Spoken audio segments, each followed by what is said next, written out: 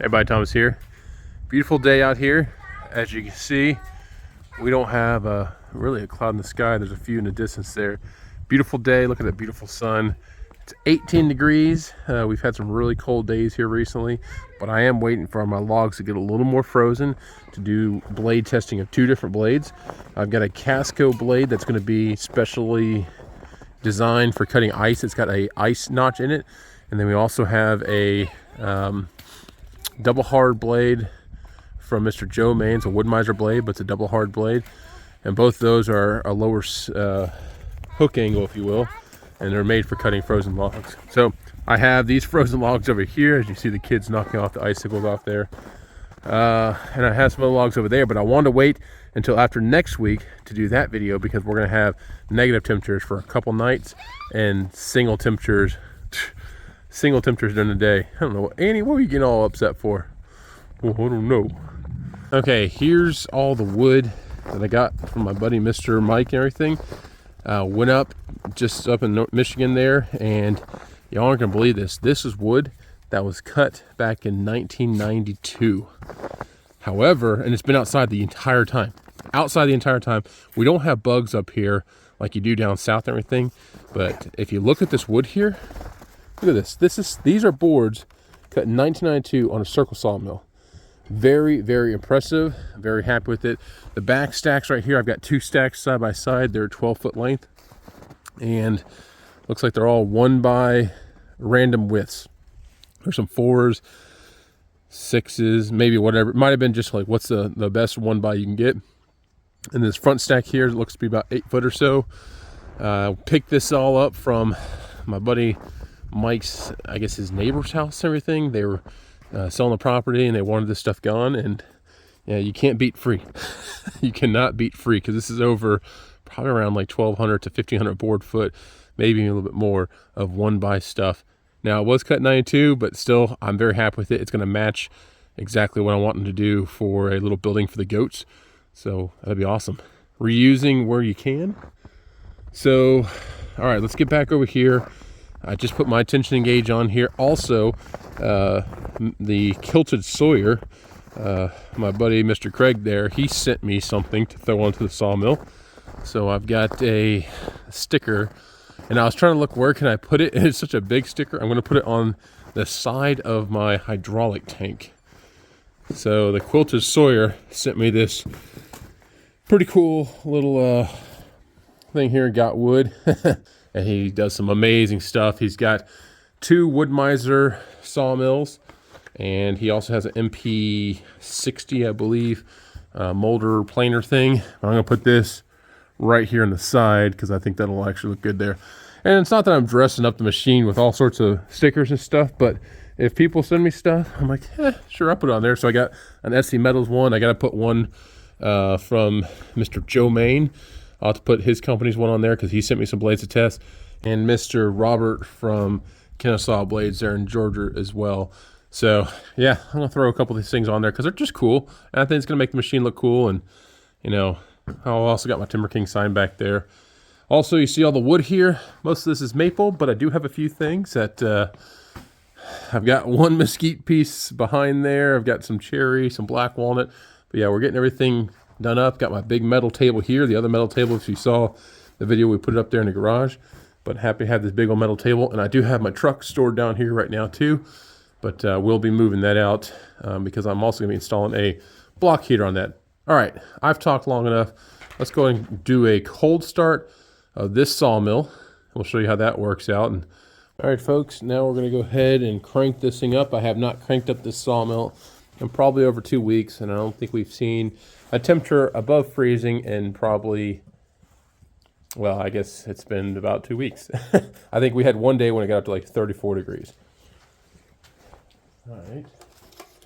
So first things first, I'm going to go ahead and hit the glow plug for a bit, if I can hit it. There we go. Hold that down, I don't know, roughly 10 seconds or so. I'm just over 30 hours on here. Now we're going to go ahead and crank it.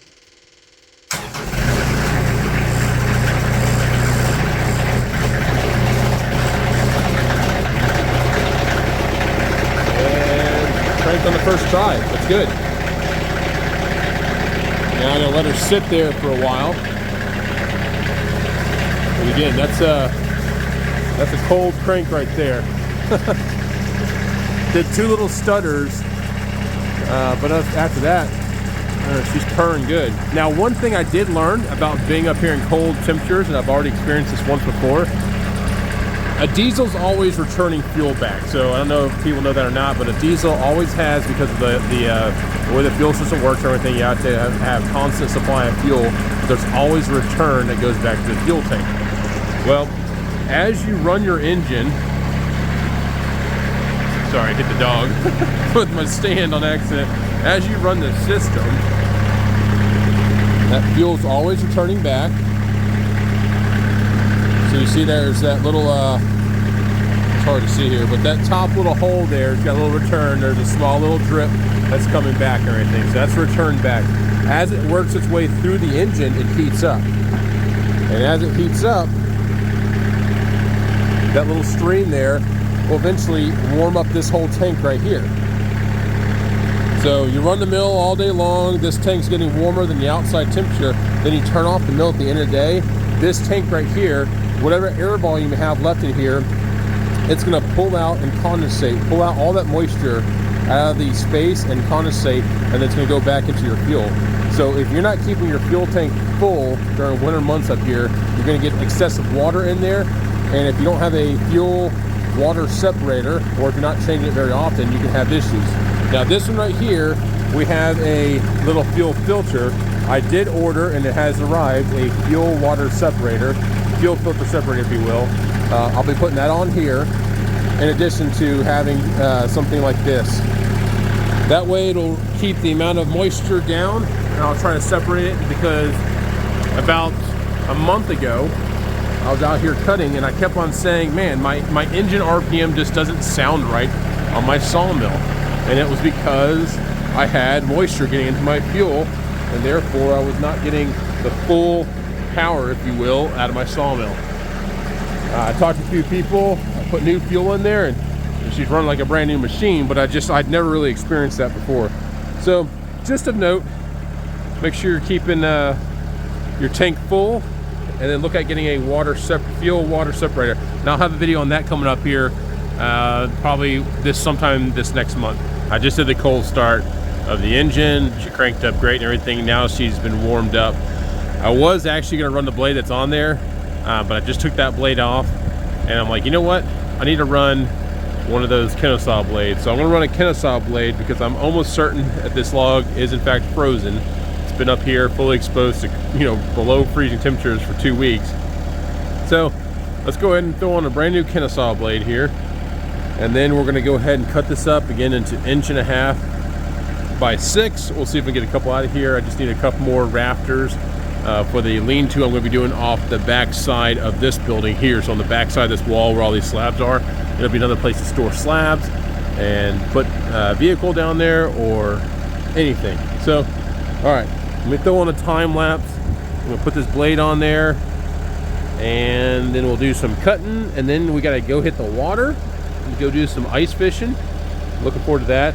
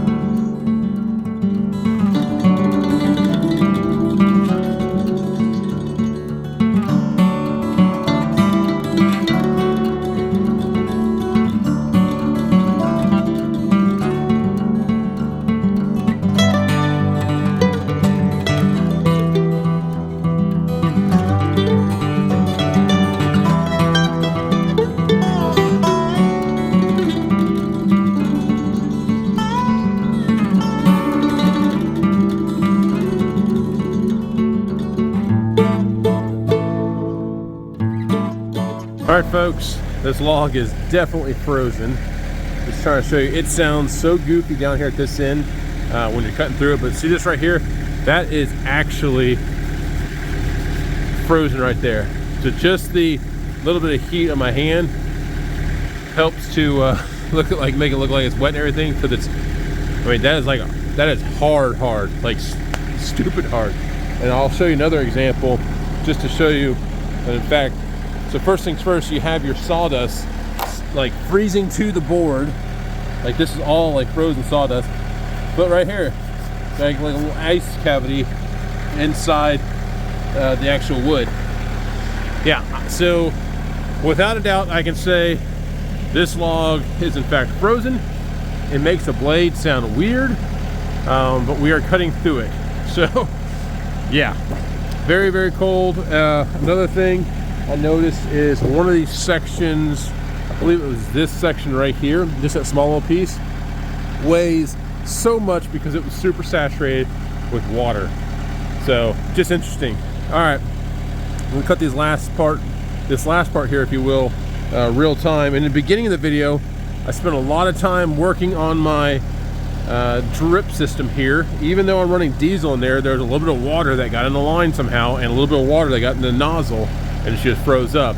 Then once I got all that clear, I had frozen sawdust on the actual guide rollers. So when I turned my blade on, it had a horrible looking lope, and I don't know how it didn't, want to pop off or travel off there, but yeah, impressive. So right now we're just going to go ahead and cut this at 1.5 inch thickness. We're already 6 inches wide, if you will. The orientation is not the best. I'm hoping to get some usable boards out of here. Like I do have a knot right here. We'll see. I'm going to put the actual camera, I'll do it here. I want y'all to see the sawdust coming off, but it's coming off nice solid stream. It just sounds horrible when I get down to this frozen section here with that blade. And I am trying a little bit slower because it is as hard as dang rock. So, all right, here we go. Let's cut now.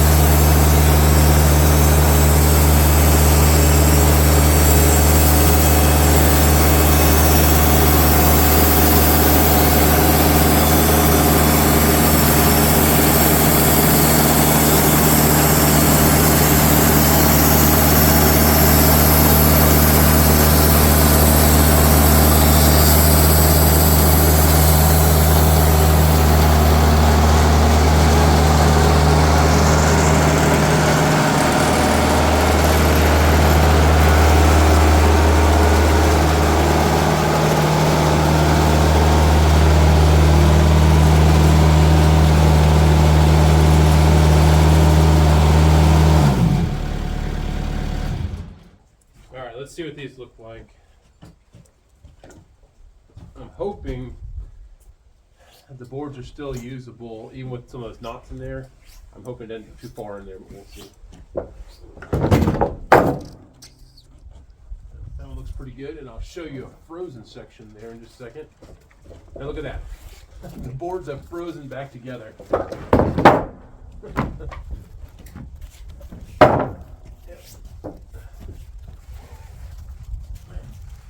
That sucks. There we go. Alright. So 2 of these boards might not be usable, but we'll see. Pretty wood, but it is frozen and it's freezing back together. This section right here is where she started to rust.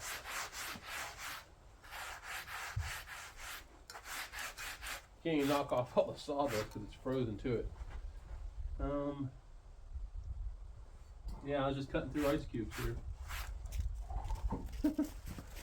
Let's show you what this looks like.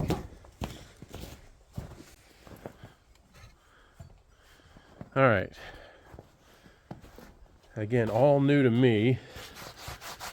But look at this section right here. It's all ice throughout there. You can really see it there. Good ice section right there, but hard. And trying to get this sawdust off, it's freezing back together. That's a problem that I found out about a few weeks ago whenever I had all those 1x6s. Sorry, I keep on hitting the dogs. Whenever I had all those 1x6s, they all froze back together. So that didn't help at all. But I still think I can get some usable stuff out of here. This will be towards the eave portion. There's a section of this I'm going to cut off. So I still think I can use these boards for my lean-to section. The most part, they're pretty good for the most part. Yeah, so this is my first time truly cutting fully frozen logs.